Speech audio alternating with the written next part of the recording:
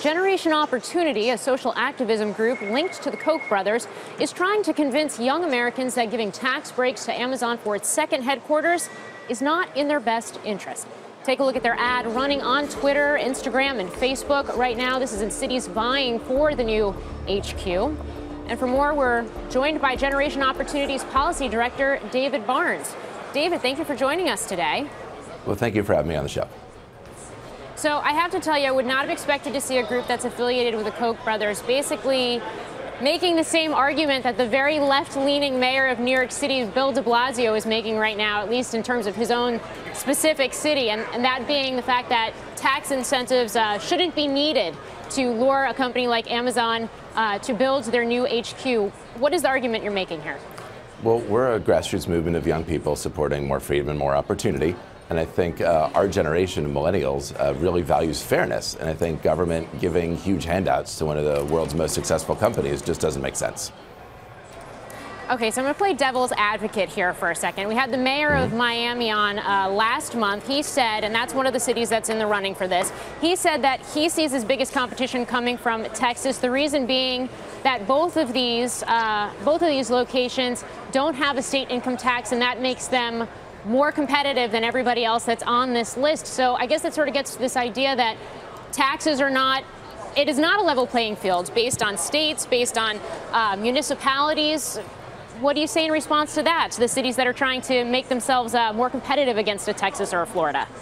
Well, that's where states should really be trying to make themselves more competitive for all businesses and not be picking winners and losers like Amazon. You know, they should cut tax breaks for everyone, get rid of all those loopholes, and instead make things more fair and more equitable for all people.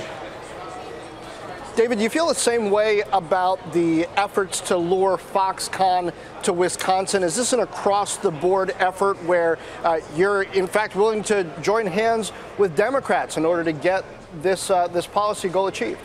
Oh, absolutely. You know, whether it's Amazon or Foxconn or, Carrier, any of these different examples where you have government picking one industry that they want to get in and giving them special deals, that just doesn't make sense. It's not fair.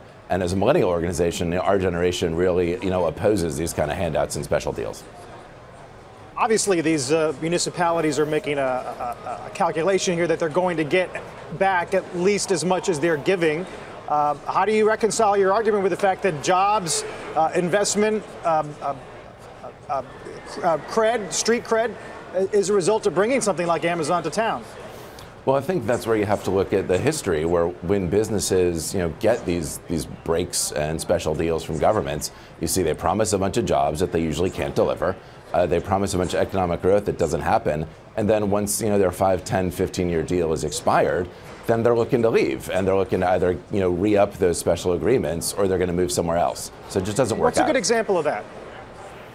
Oh, I think sports stadium subsidies is, one example where you have, teams that come in and they say, hey, build us a stadium, give us a bunch of money. Again, you have these very wealthy teams, and then, they go through their break, and then they're on the market again looking for another buyer to give more subsidies to go. Looking at this campaign specifically, what do you actually hope to accomplish with this? Do you hope to get cities to pull out or take away the tax incentives? Are you hoping that millennials in those cities say, I don't want Amazon if they're going to be eroding the tax base? I mean, what are you hoping to accomplish here? Well, I think getting, citizens to stand up and demand action and to demand that their politicians decide to, withdraw any kind of special bonuses and try to compete on their own 2 feet would be great. But just raising the issue that you have, Amazon's a great example of this, but you see this all over the place in special, corporate welfare for different businesses, different industries. We want to make sure that everyone knows that businesses should compete. They should sell products that people want to buy, and that's what makes our economy grow. David, I believe you guys are also in favor of FCC Chairman Ajit Pai's moves to roll back regulations associated with net neutrality. How much does that complicate your efforts to really gather millennial momentum? Because a lot of millennials that I'm in contact with are very much against what the FCC is doing right now.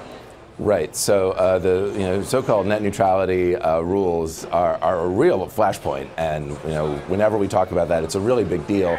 But as we've seen, folks don't really understand kind of what the details of the Restoring Internet Freedom Order were about. Don't really know that net neutrality is a new policy. They think that's what we've always had. And so once you kind of talk through the history of the program and that the sky hasn't fallen, you see a lot of minds change. Hey there, thanks for checking out CNBC on YouTube. Be sure to subscribe to stay up to date on all of the day's biggest stories. You can also click on any of the videos around me to watch the latest from CNBC. Thanks for watching.